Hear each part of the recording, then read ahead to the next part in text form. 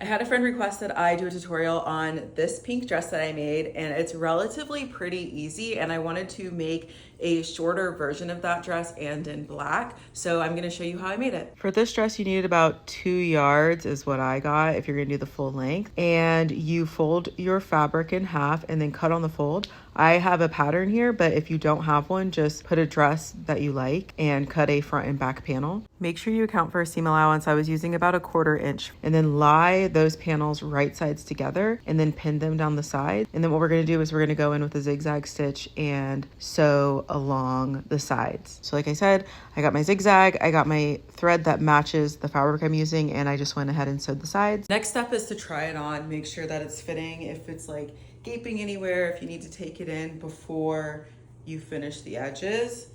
So I think it fits pretty well, so I'm gonna go ahead and finish the edges. I personally don't have a serger, so what I just do is a zigzag stitch, and I make sure that it is catching the fabric but then kind of off the edge. I am not a professional. This is actually really terrible, so if you have a serger, probably use that. And then I go in with a straight stitch on top of that zigzag stitch. Next, I go in with a wide double fold bias tape. You need about 4 yards or 4 meters, something like that, I think, for this specific dress. And I start with the back. I start from those points, go around the back to the other point, and basically here I'm showing you, you're just putting that fabric in between the bias tape and then sewing a straight stitch along the bottom half of it, I guess. Make sure you change your thread to match what the bias tape is. Then we're going to turn around and do the same to the front, and I pin in the middle so I don't lose that point. To get the point back, we put right sides together and then pinch the middle where that point was, and then just sew like a diagonal line,